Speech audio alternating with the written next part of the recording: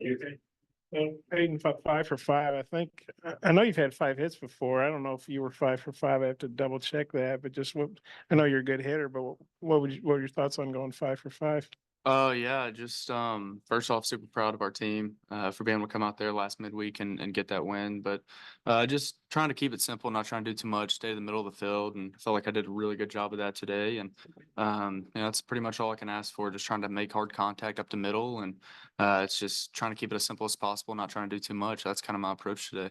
You mentioned midweek. Seems like every midweek you check and somebody ranked high or somebody pretty good is losing a midweek game. It just happens when you play that many. You guys avoided that this year. What do you think was the key to that, and how good do you feel about that? Yeah, I think it just speaks to us coming out every day and playing. You know, we have a lot of depth on both sides of the ball, and I just think that guys just want to keep like just getting in and having the opportunity. And you know, a guy like Piro who hasn't like played a ton, and he comes in there, he's like looks great. You know, he's just when his name's called, he just wants to go out there and do what he can for us to win. But it's they can get kind of draggy and stuff. I thought we've done a really good job all year, just showing up to the ballpark and playing 100%, and you know, it's all we can ask for.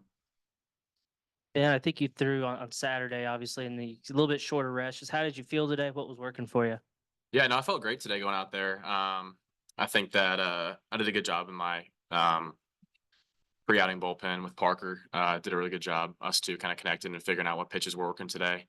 And then when we got out there, obviously, I think his pitch calling was awesome. And I've got a lot of confidence in Parker. He's my locker neighbor, so we're always kind of talking pitching and whatnot. And like, he just tell me like, get the curveball in the dirt, and like, I have full faith that he's gonna, keep it in front of him, which he did twice tonight.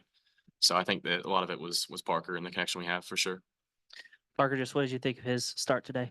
Yeah, I thought he was really good. Before the game, we talked about attacking hitters and getting ahead in the count. And, he went out there and executed. He wasn't afraid and got ahead and stayed ahead for the most part. And, I think all the way around on the mound today, we did a good job of that. So, Do you feel like today was maybe an audition for you to become a pinch runner in the future? So what did you think of your performance today? Probably not. Sure.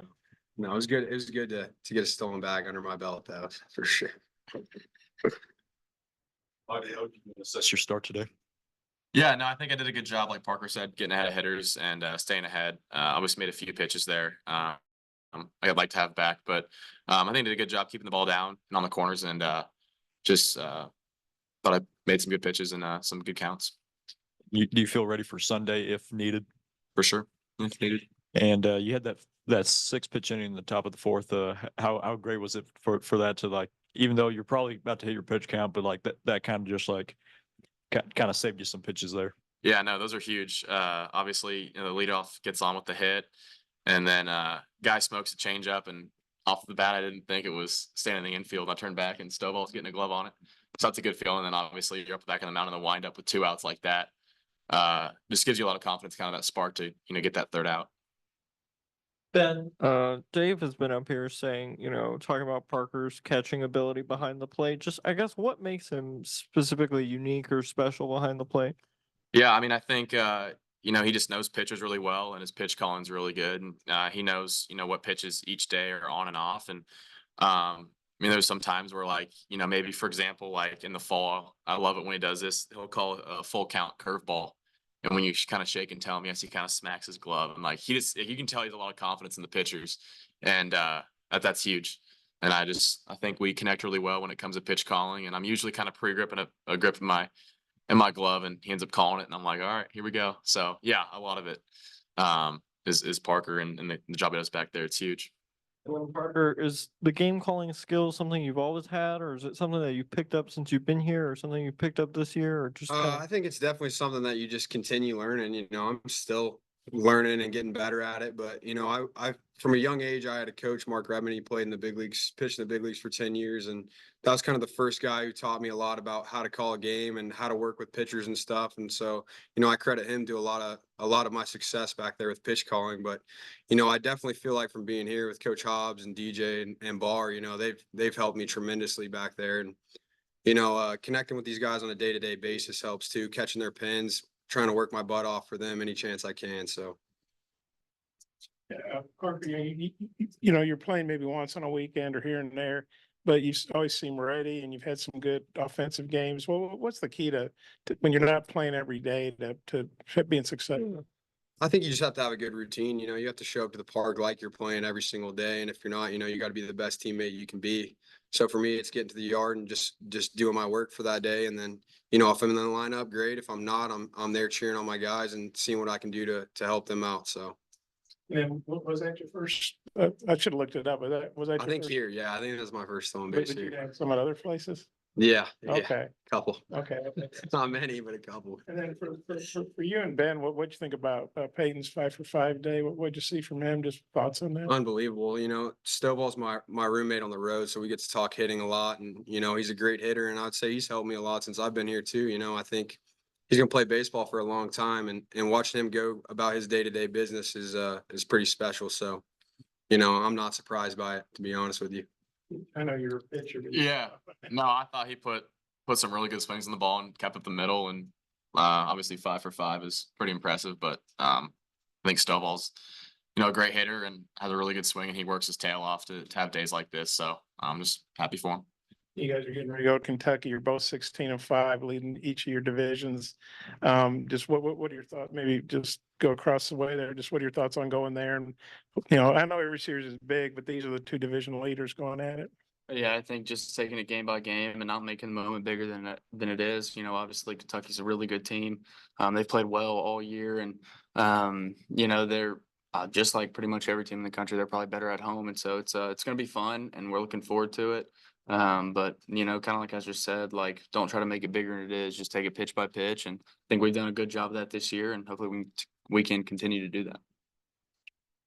I mean, he took the words right out of my mouth there. What you got, buddy? Yeah. Same thing, like he said, just focus on what's important, you know, next pitch, next game, not try and look in the future. And obviously they're a great ball club and playing well. So it's gonna be really good challenge for us. Yep, I haven't scouted them much, but Kentucky is a team that runs a lot.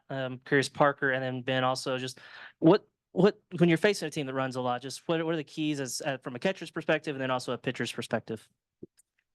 Yeah, from a catcher's perspective, I'd say just mixing in some picks, quick picks, inside or quick picks, hold picks and stuff. And, you know, on the mound, those guys switching up their timing and stuff and switching up their leg lifts, going slide step every once in a while, just kind of keeping them off balance.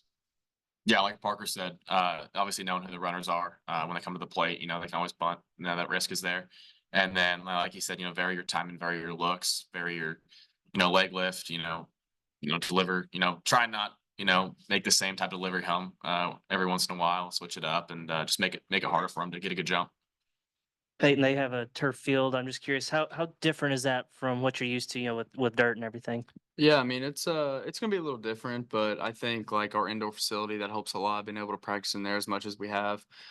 Just always taking ground balls in there. But you know, kind of like Coach Van Horn said, it's pretty similar turf. So we'll go fly out tomorrow and you know, probably take some ground balls, hit, do all that stuff at their park. But it's gonna be fun, looking forward to it, and you know, just play good baseball.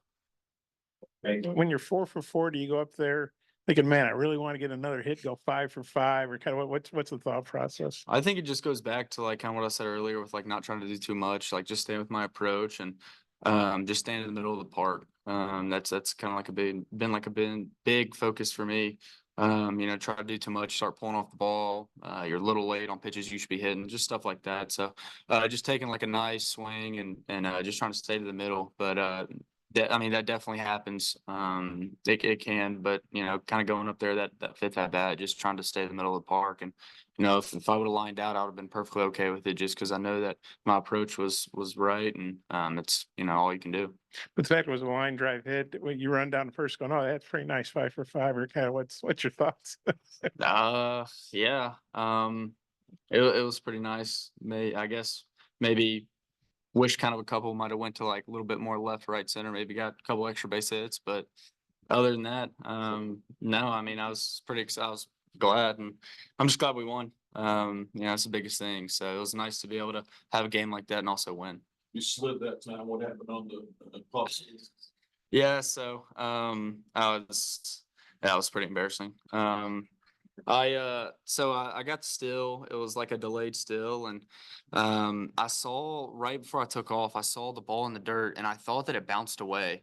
and I didn't hear anybody like say down or anything. It was like quiet when I was running. So I was like, okay, I'm just like, there's the ball's away, whatever. And next thing you know, he slapped the tag on me and I was like, oh, this looks terrible. But yeah, that was kind of the thought process.